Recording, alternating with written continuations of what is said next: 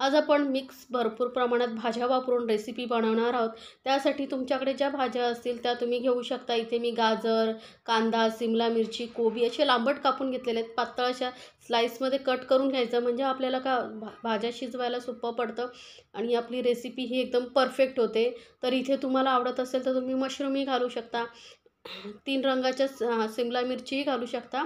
आता इथे कढईमध्ये मी घेतलेलं आहे 2 चमचे तेल आणि गॅस एकदम हायवरती ठेवलेली आहे। फुल गॅसवरती आपल्याला इथे हिरवी मिरची आणि लसूण भरपूर प्रमाणात परतून घ्यायचं आहे तेलामध्ये। इथे मी 2-3 हिरव्या मिरच्या आणि 10-1 लसणाच्या पाकळ्या बारीक चिरून घेतलेल्या आहेत। आता तिखट किती हवं आहे त्यानुसार तुम्ही मिरचीचं प्रमाण कमी जास्त करू शकता, पण लसूण थोडं जास्त प्रमाणातही अजून घालू शकता। तर गॅस एकदम फास्ट ठेवलेला आहे आणि फास्ट गॅसवरती आपल्याला हे थोडा वेळ परतून घ्यायचं आहे। तर बघू शकता हलकासा असा लसणाला लालसर कलर आलेला आहे। त्यानंतर यामध्ये आपण घालणार आहोत सर्वात आधी कांदा। तर सर्व ज्या भाज्या तुम्ही घेणार आहात ना त्या फक्त लांबट अशा चिरून घ्या। तर आधी पहिला कांदा घालून घेऊया आणि गाजर, कारण गाजर थोडासा शिजायला वेळ लागतो, त्यामुळे आधी गाजर आणि कांदा शिजून घेऊया। शिमला मिरची आणि कोबी आपण नंतर वापरणार आहोत। तर गॅस एकदम हायवरतीच आहे आणि जास्त वेळ नाही, आपल्याला फक्त काही सेकंद पडपड अशा भाज्या वाफवून घ्यायच्या आहेत। जास्त वेळ गॅसवरती वाफवल्यामुळे काय होतं, एक तर यामध्ये भाज्यांना पाणी सुटत नाही, पटकन पाणी शोषलं जातं आणि आपली जी रेसिपी आहे एकदम परफेक्ट होते। आता थोडा वेळ परतल्या गेल्यानंतर यामध्ये शिमला मिरची घालूया। तर आधी आपण शिमला मिरची घालून घेऊया, कोबी नंतर वापरूया, कारण कोबी पटकन शिजतो त्यामुळे आधी लगेच घालायचा नाही। तर शिमला मिरची ही थोडी तेलामध्ये आपण चांगले कांदा आणि गाजराबरोबर शिजवून घेऊया। गॅस हाय ठेवल्यामुळे काय होतं, एक मस्त असा टेस्ट फ्लेवर येतो त्याला, स्मोकी असा, त्यामुळे आपलं रेसिपी आहे जी एकदम परफेक्ट होते। त्यामुळे आता कांदा, शिमला मिरची आणि हे परतून झाल्यानंतर यामध्ये घालूया कोबी। आता भाज्यांचं प्रमाण तुम्ही तुमच्या आवडीनुसार कमी जास्त करू शकता, असं नाही की मी एवढ्या घेतल्या आहेत म्हणजे तुम्हालाही तेवढ्याच, तुम्हाला ज्या भाज्या आवडतात त्या तुम्ही कमी जास्त प्रमाणात घेऊ शकता। आता सर्व भाज्या आपण व्यवस्थित मिक्स करून घ्यायचं आहे। तर कोबी जो आहे ना पटकन आळतो, त्यामुळे थोडा मी जास्त घेतलेला आहे, म्हणजे आपल्याला रिझल्टही चांगले आहेत। मुलं काय होतात भाज्या खात नाहीत, त्यामुळे असं काहीतरी करून दिलं तर मुलं ही भाजी आवडीने खातात। त्यामुळे आपण मुलांना जास्तीत जास्त भाज्या कशा घालता येतील त्यासाठी आपण प्रयत्न करतो आहे। तर इथे बघू शकता गाजर, शिमला मिरची, कोबी, कांदा आपला व्यवस्थित परतला गेलेला आहे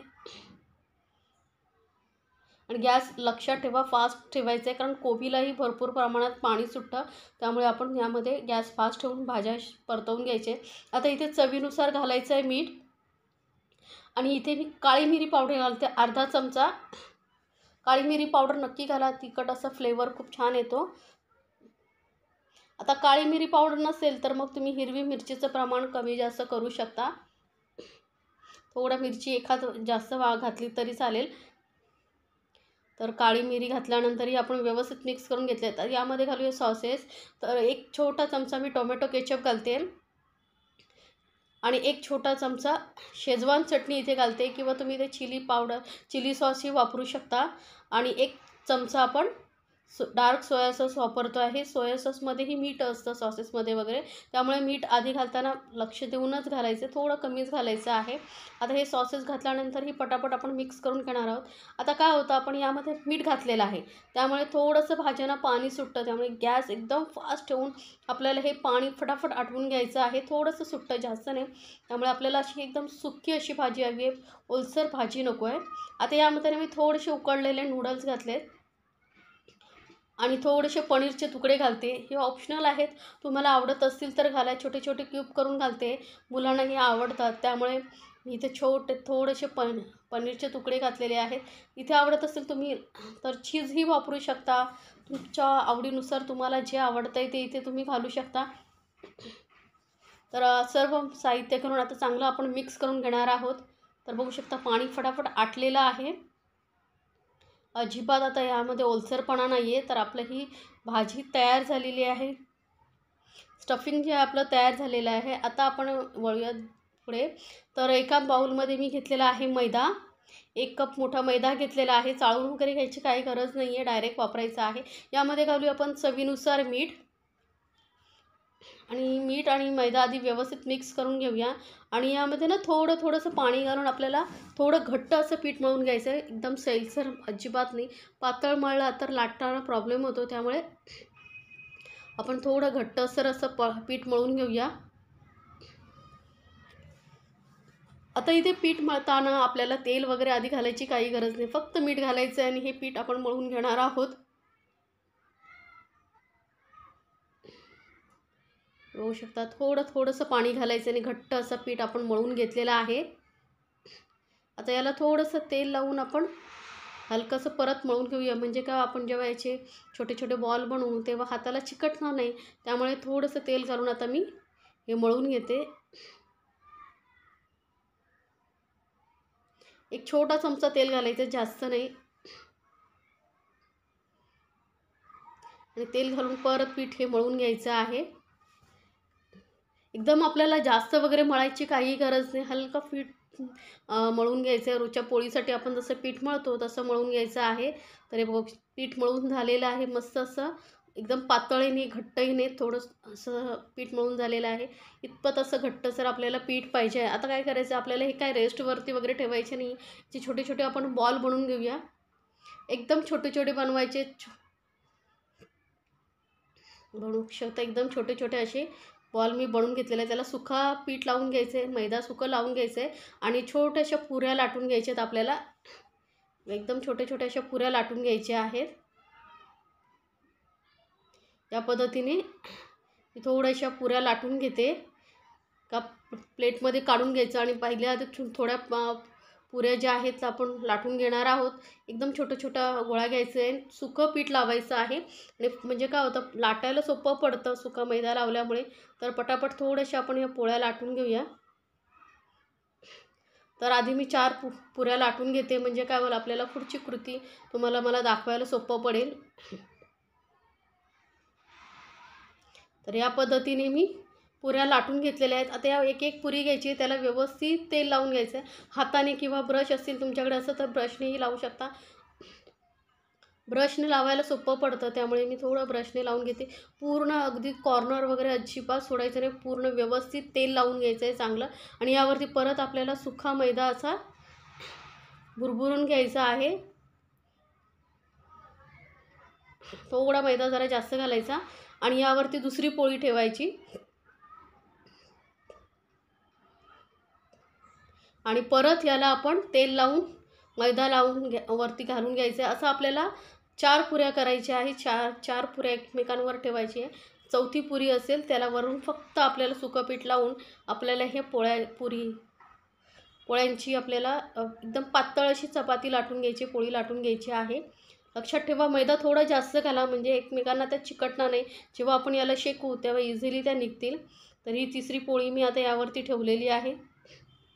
छोट्या छोट्या पुऱ्या अशा लाटून घ्यायच्या, जास्त नाही, मोठं लाटायचे नाही आहेत. कारण आपल्याला याची परत पोळी लाटायची आहे लांब, मोठी अशी लांब. आणि लक्षात ठेवा, तेल व्यवस्थित लावलात ना तर आपण जेव्हा ह्या पोळ्या शेकवतो तेव्हा इझिली पटापट त्या पोळ्या एकमेकांना सोडून देतात. आणि आपल्याला जशी शीट पाहिजे आहे तशी मिळते. तर मैदा आणि मस्त व्यवस्थित एकमेकांवरती लावून घ्यायचं आहे, भुरभरून घ्यायचं. आता ही चौथी पोळी आपण यावरती ठेवलेली आहे पुरी.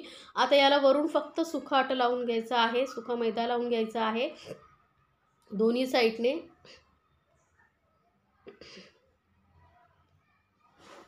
आणि याला परत आता आपल्याला लाटून घ्यायचं आहे. पातळ अशी पोळी लाटून घ्यायची आहे.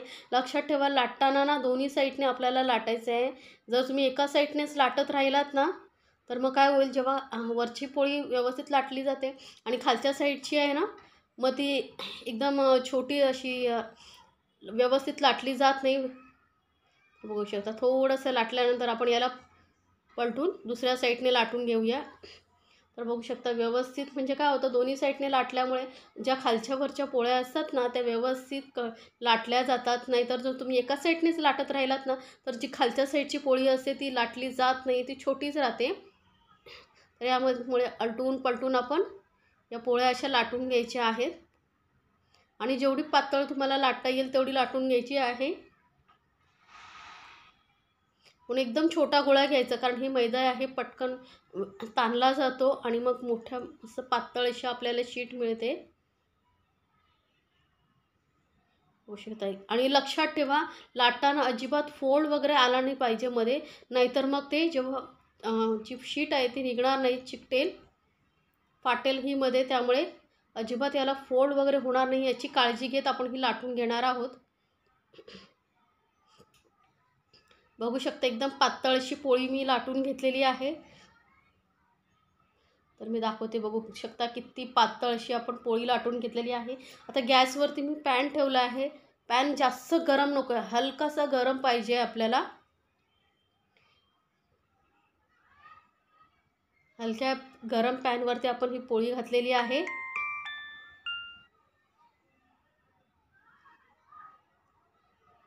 आणि याला पलटून आपल्याला याला एकदम भाजायची नाही आहे, हलकासा याला गरम होऊन एकमेकांत पोळ्या ह्या सुटल्या पाहिजेत इतपतच एकदम मंद गॅसवरती आपल्याला शेकून घ्यायच्या आहेत. अलटून पलटून आपण याला शेकून घेऊया. अजिबात वरती डाग पडले नाही पाहिजेत, लक्षात ठेवा. म्हणून एकदम तवा जास्त गरम नाही पाहिजे, एकदम मंदवरती आपण ह्या पोळ्या शेकून घ्यायची आहे. तर बघू शकता आता मस्त अशा पोळ्या लेअर जे आहे सुटत चाललेली आहे. आपोआप लेअर सुटतात, त्यामुळे अजिबात टेन्शन घ्यायची गरज नाही. आणि पातळ किती झाले तुम्ही बघू शकता. ही पोळी जी शीट एकदम पातळ निघतात, तर या पद्धतीने एकदा नक्की बनवून बघा. बघू शकता किती पातळ अशी शीट निघालेली आहे. आता दुसऱ्या साईडने पलटून घ्यायची आणि ती दुसरी साईडची पोळी आहे शीट ती काढून घ्यायची.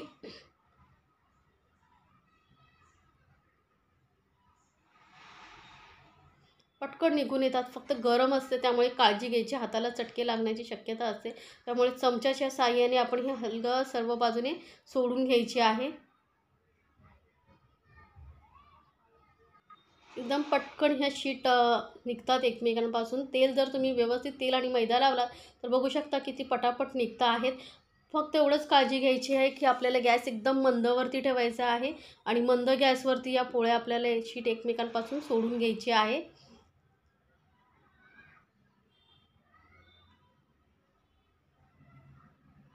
तर बघू शकता आपल्या शीट एकदम पातळ आणि मस्त अशा सॉफ्ट अशा तयार होतात. तर बाकीच्या शीटही मी या पद्धतीने बनवून घेते. बघू शकता हातही दिसतो एवढा ट्रान्सपरंट आपल्या ह्या शीट तयार झालेल्या आहेत. तर आपल्या शीट सगळ्या तयार झालेल्या आहेत. आता आपल्याला पुढे काय करायचं आहे ते पाहूया. तर एक एक शीट घेऊया आणि ह्या तुम्ही ना एअरटाईट डब्यामध्ये अशा फोल्ड करून ठेवला तरी अगदी अजिबात खराब होत नाही. आठवडाभर अजिबात खराब होत नाही. आणि तुम्हाला जेव्हा ही रेसिपी बनवायची आहे तेव्हा तुम्ही वापरू शकता. फक्त फ्रीजमध्ये ठेवायचं आहे.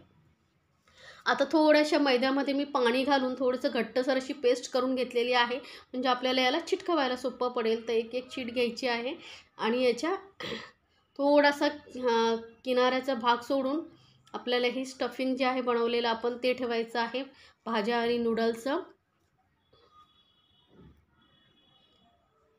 आता या पद्धतीने थोडंसं जास्त प्रमाणात भाज्या भरल्या ना की खाण्यासाठीही छान लागतात.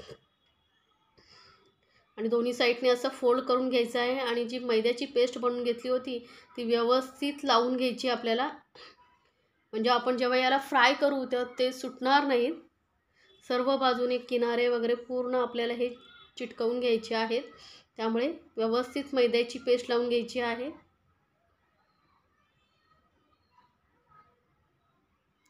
आता काय करायचे, मैद्याची पेस्ट लावून झाल्यानंतर एका हाताने व्यवस्थित पकडून ठेवायचं आहे आणि अलगद याला गोल गुंडाळत जायचं आहे. किती ट्रान्सपरंट अशी शीट झाली बघू शकता. भाजी व्यवस्थित दिसते आरपार. आता व्यवस्थित चिटकवून घ्यायची आपल्याला आणि असं आपल्याला एका प्लेटमध्ये वगैरे ठेवून द्यायची आहे. आणि बाकीच्या आपण या ज्या स्प्रिंग रोल आहेत ते बनवून घेऊया. भाजी फक्त थोडी जास्त भरा, म्हणजे कसं खाताना असं एकदम पातळ लागली नाही पाहिजे. भाजी व्यवस्थित असेल तर खाण्यासाठी ही मजा येते.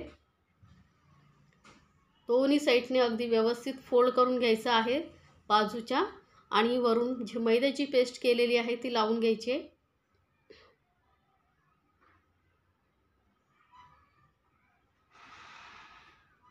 त्या पद्धतीने मैद्याची पेस्ट लावून घेऊया. किनारेही जॉईंट होतील एवढं नक्की लक्ष द्या. म्हणजे काय होईल, जेव्हा आपण तळू तेव्हा ते आतलं स्टफिंग बाहेर येणार नाही. यासाठी आपल्याला ही काळजी घ्यायची. कारण शीट एकदम पातळ आहे, त्यामुळे काळजीपूर्वक याला आपल्याला हँडल करायचं असतं. अलगद हाताने फक्त गोल गोल गुंडाळत जायचं आहे. बघू शकता या पद्धतीने जे बाकीचे स्प्रिंग रोल आहेत बनवून घेते. किनारे व्यवस्थित चिटकवून घ्यायचे. मैद्याची पेस्ट लावली ना की आपोआप व्यवस्थित चिकटले जातात. तर या पद्धतीने मी सर्व स्प्रिंग रोल बनवून घेतले. पॅनमध्ये तेल गरम करत ठेवलेलं आहे. गरम तेलामध्ये जी चिटकवलेली बाजू आहे ती खालच्या साईडला ठेवायची, म्हणजे ती तेलामध्ये सुटत नाही. आता तुम्ही याला डीप फ्रायही करू शकता, असं फ्रायही करू शकता. लक्षात ठेवा, जी चिटकवलेली बाजू आहे ती खालच्या साईडला ठेवायची, म्हणजे पटकन तळली जाते आणि व्यवस्थित सेट होते. तर या पद्धतीने व्यवस्थित मंद मीडियम टू गॅसवरती आपण ही तळून घ्यायची आणि एकदम कुरकुरीत होतात. कारण ही जी शीट आहे एकदम पातळ आहे, त्यामुळे खाण्यासाठी खूप छान लागतात, कुरकुरीत होतात. कुठे बाहेर जायचं असेल, मुलांना टिफिनमधून द्यायचं असेल, घरी पार्टी असेल, तर तुम्ही हे नक्की बनवा आणि मला कमेंट्समध्ये जरूर सांगा तुम्हाला ही रेसिपी कशा वाटल्या. आणि अशा छान छान रेसिपीसाठी आपल्या चॅनलला सबस्क्राईब करायला विसरू नका. सोबतच बेल आयकॉनवरती नक्की क्लिक करा, म्हणजे माझ्या नवीन रेसिपीची नोटिफिकेशन लगेचच तुमच्यापर्यंत पोहोचेल. होऊ शकता एका साईडने मस्त अशी फ्राय झाले, तर अलटून पटून आपण व्यवस्थित असं थोडासा असा गोल्डन कलर येईपर्यंत फ्राय करून घेतलेले आहेत. बघा कलर किती सुंदर आलेला आहे. तर रेसिपी आवडली तर चॅनलला लाईक्स, कमेंट्स, सबस्क्राईब तर कराच, पण तुमच्या फ्रेंड सर्कलमध्येही जरूर शेअर करा, म्हणजे त्यांनाही या रेसिपीचा आनंद घेता येईल. आणि बनवा आणि मला कमेंट्समध्ये जरूर कळवा तुम्ही ही रेसिपी कुठून पाहताय. बघू शकता किती मस्त कुरकुरीत असे हे आपले स्प्रिंग रोल तयार झालेले आहेत. घरच्या घरी शीट बनवून तुम्ही कशा प्रकारे बनवू शकता हे मी तुम्हाला सांगितलेलं आहे. तर बनवा आणि आपल्या फॅमिलीसोबत एन्जॉय करा गरमागरम क्रिस्पी स्प्रिंग रोल.